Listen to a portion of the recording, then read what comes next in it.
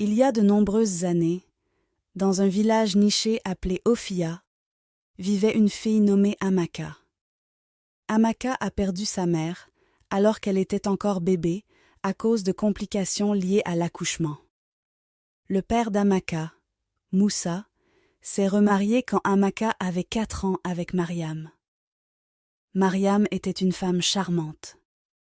Amaka était très heureuse d'avoir une petite sœur et voulait être tout ce qu'une grande sœur pourrait être, mais Mariam l'empêchait de s'approcher de sa fille et lui rappelait constamment qu'elle n'avait pas de mère. Amaka pleurait et le rapportait à son père Moussa, qui ne pouvait pas faire grand-chose parce que Mariam avait pris le dessus sur lui. Les années passèrent.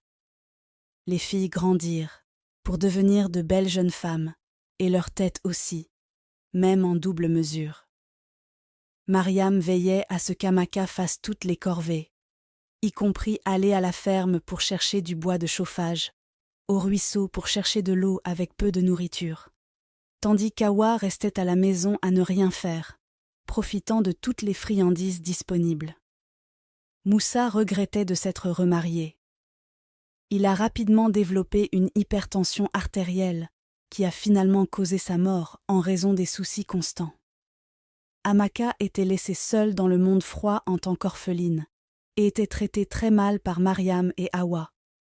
Le prince d'Ophia était parti du village depuis l'âge de 6 ans pour ses études primaires, secondaires et tertiaires à l'étranger. C'était le moment pour lui de rentrer chez lui, car la coutume d'Ophia est de choisir une épouse.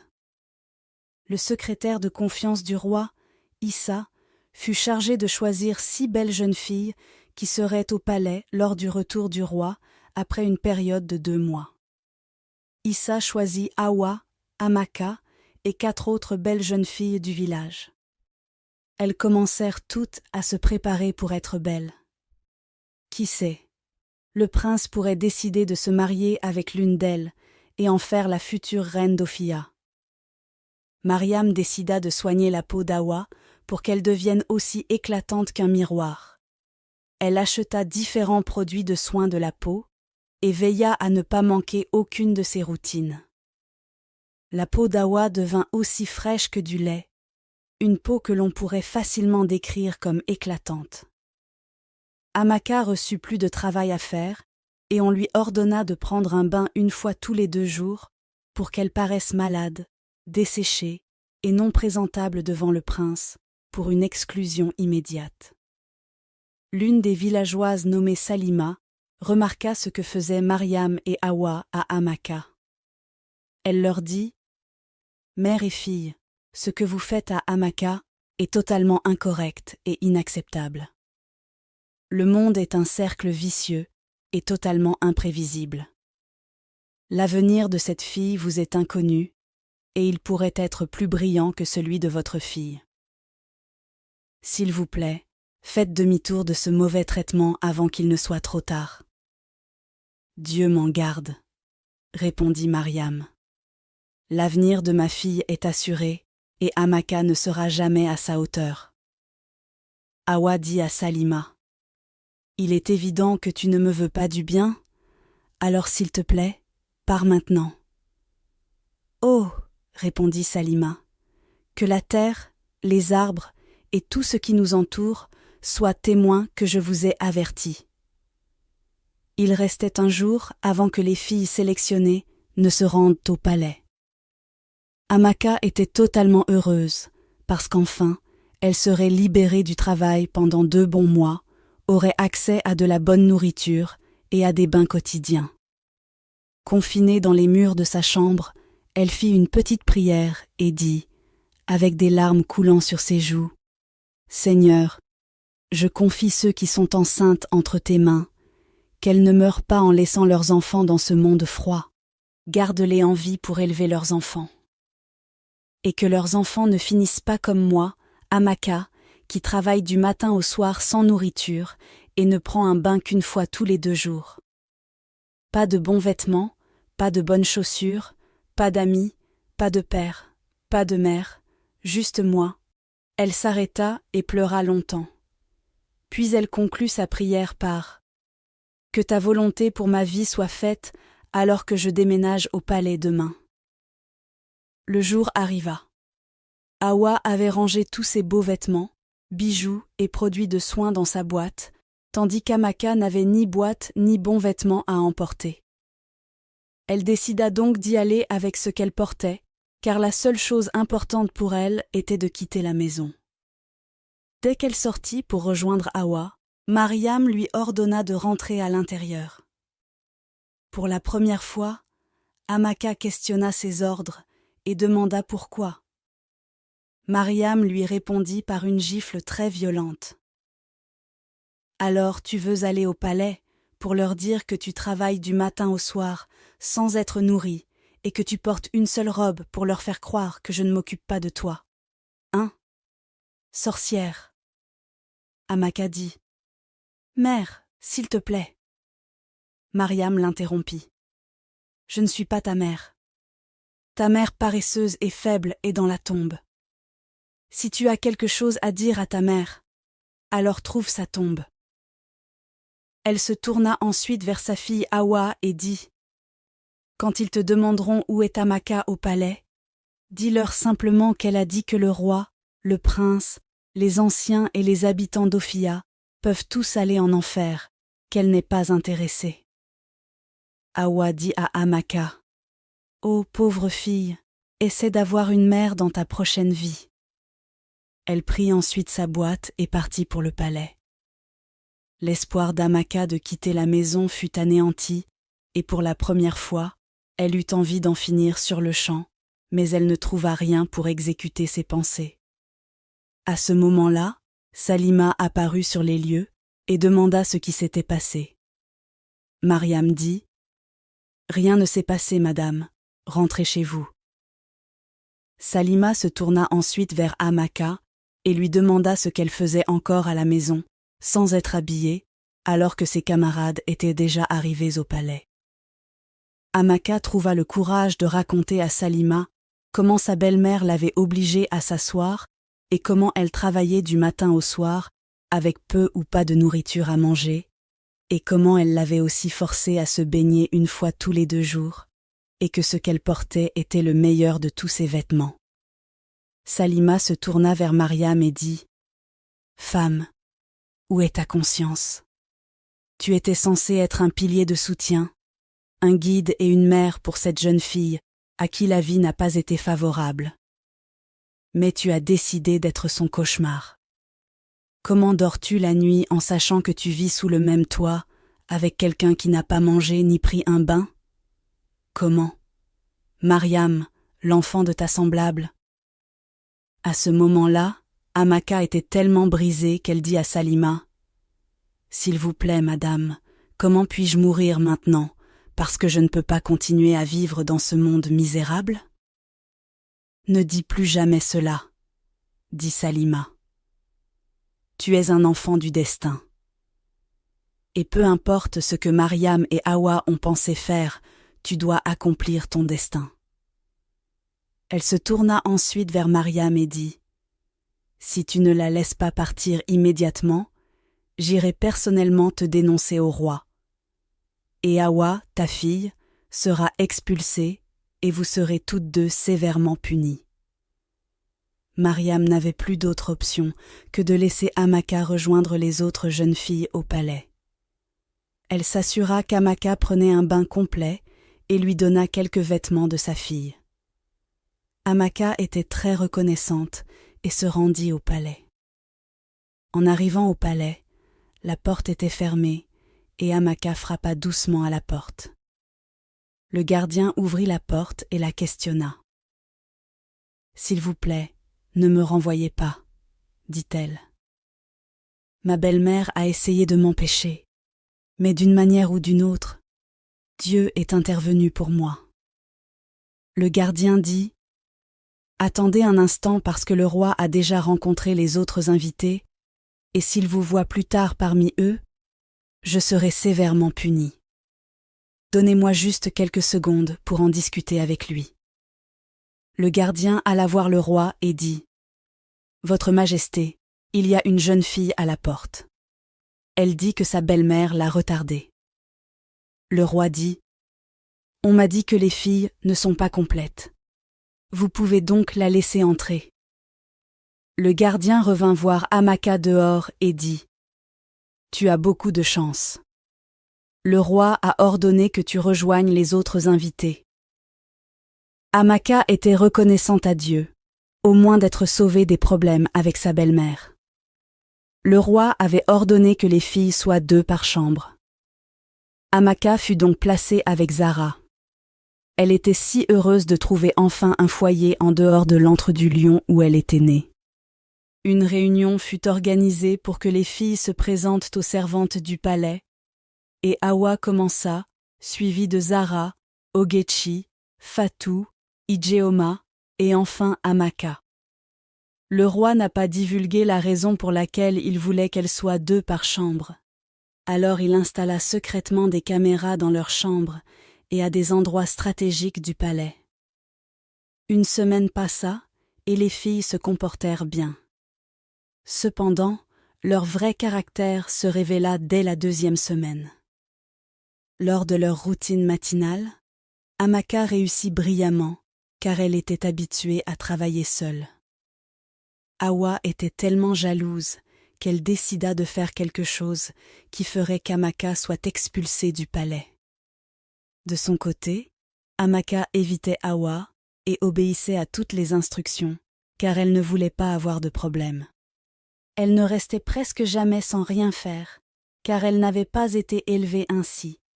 Alors elle se retrouvait parfois à la cuisine pour aider les servantes à cuisiner et à faire la vaisselle. Elle se sentait tellement détendue parmi les servantes et espérait même être employée comme l'une d'elles dès que les 2 mois seraient écoulés. Ogechi était très turbulente au palais et revendiquait une position qu'elle n'avait pas atteinte, tandis qu'Ijeoma couchait avec l'un des gardes du palais et finit par tomber enceinte, ce qui entraîna son expulsion du palais. La mère d'Hawa, Mariam, prépara un charme qu'elle introduisit en cachette dans le palais le jour du retour du prince, avec une note écrite expliquant comment Hawa devait l'appliquer. Hawa le frotta sur sa langue le lendemain matin, entra et salua le prince dans sa chambre, et immédiatement elle dit « Bonjour, mon prince ». Le prince fut envoûté et perdit tout sens de la décence. Le même charme fit que toutes les jeunes filles commencèrent à se comporter bizarrement, sauf Amaka, qui n'était en compétition avec personne. Hawa était tellement heureuse que le charme ait fonctionné et commença automatiquement à se comporter comme la reine d'Ophia, donnant des ordres à tout le monde avec le soutien total du prince. Amaka et le chef des gardes du palais devinrent si proches qu'elle lui raconta l'histoire de sa vie. Elle voyait comment les autres jeunes filles se comportaient et comment tout était devenu une compétition de guerre, et elle discuta avec le chef des gardes du palais de son désir de rencontrer le roi pour lui dire qu'elle souhaitait se retirer volontairement et aussi demander à être employée comme servante au palais. Le chef des gardes dit « S'il te plaît, ne pars pas. Tu es une si bonne fille, une belle jeune fille bien élevée. Si j'étais riche, je paierais immédiatement ta dot pour t'avoir rien que pour moi. » Amaka rit et dit « Tu n'as pas besoin d'être riche pour que j'accepte ta proposition. Si tu me demandes de t'épouser, j'accepterai. Nous travaillerons tous les 2 ici au palais, économiserons de l'argent, puis nous démissionnerons pour construire notre avenir ensemble. » « Es-tu sérieuse ?» demanda le chef des gardes du palais. « Oui, je le suis, » répondit Amaka. « Dis-tu cela parce que tu cherches un moyen d'échapper à ta belle-mère » demanda le chef des gardes.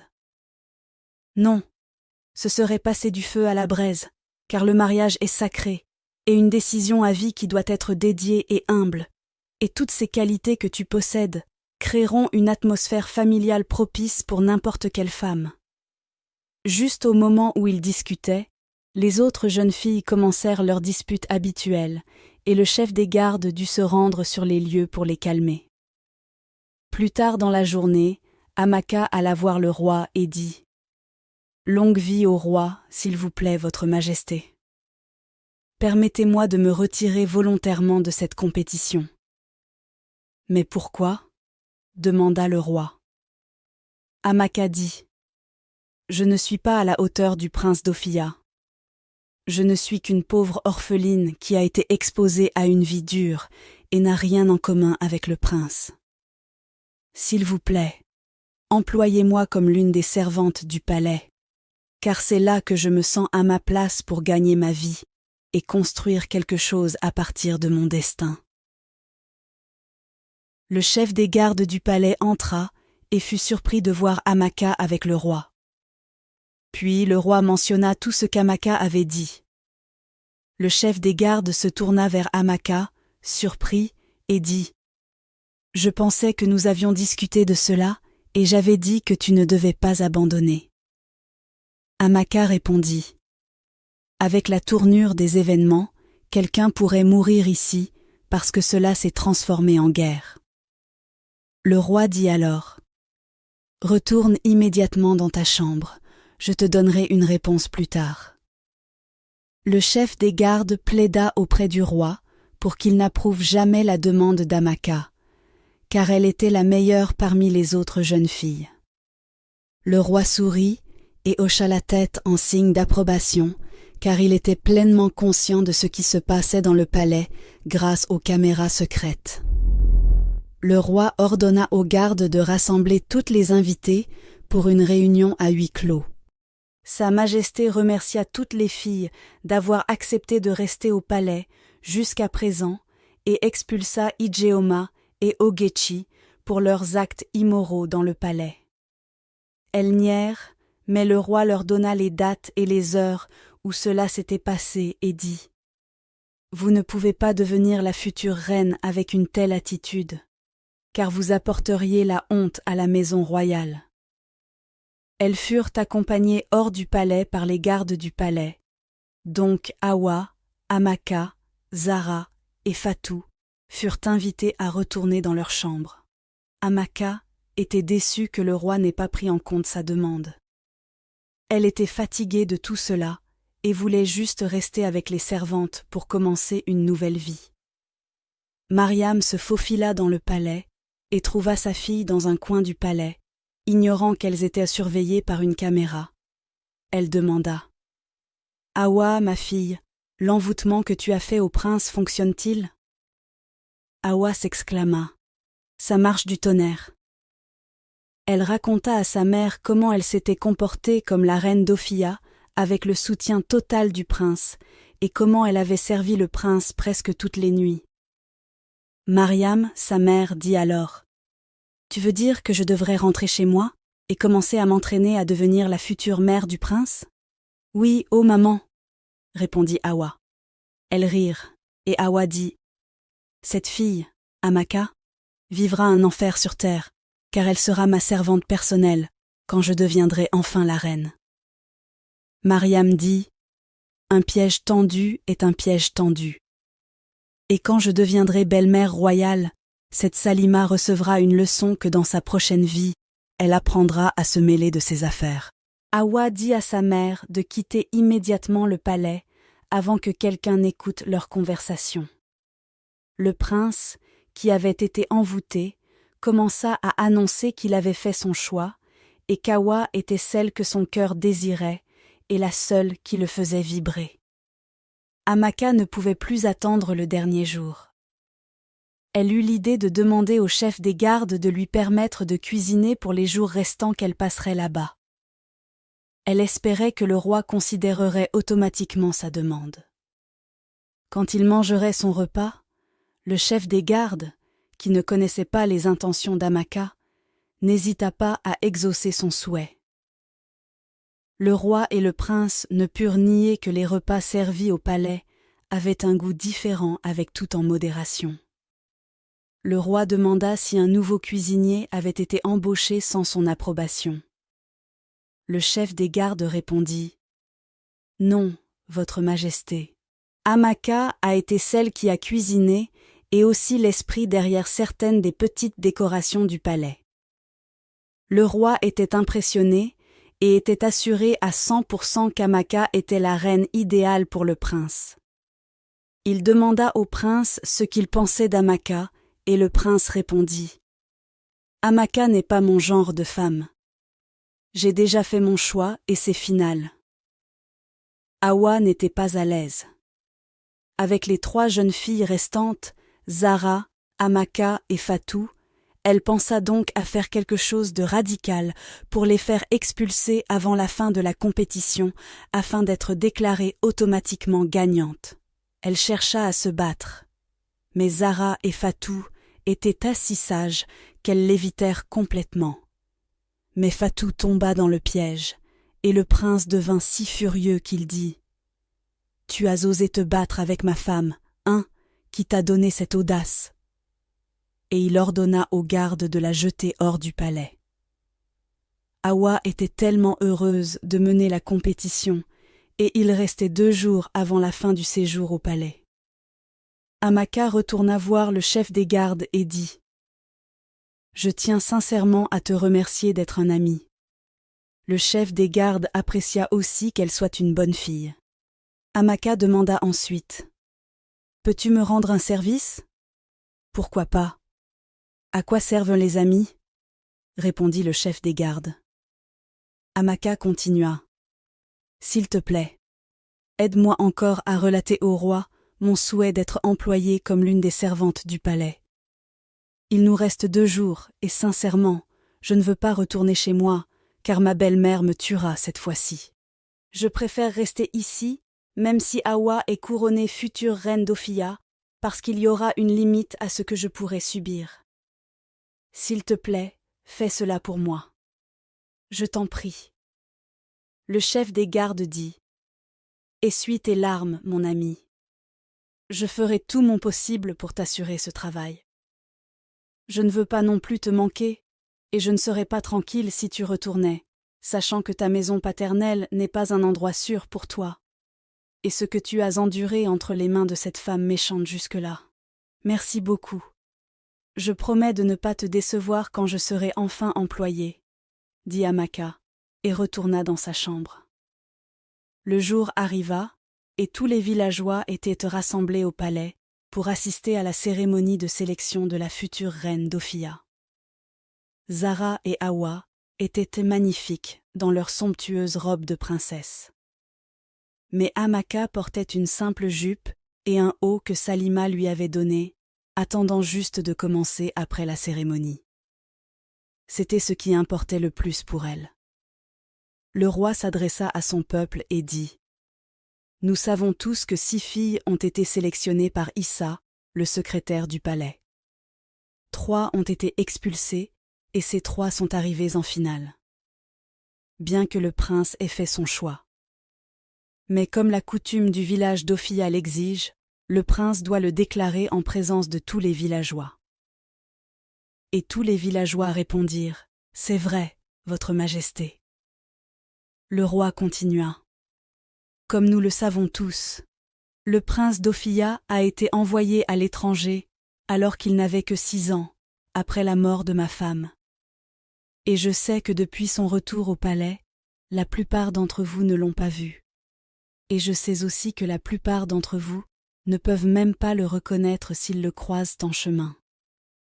Alors, mon peuple, permettez-moi de vous présenter le prince d'Ophia. » Les villageois commencèrent à applaudir, et il dit « Voici Ekeni, le prince de cette terre. » Tout le monde fut choqué de voir le chef des gardes du palais.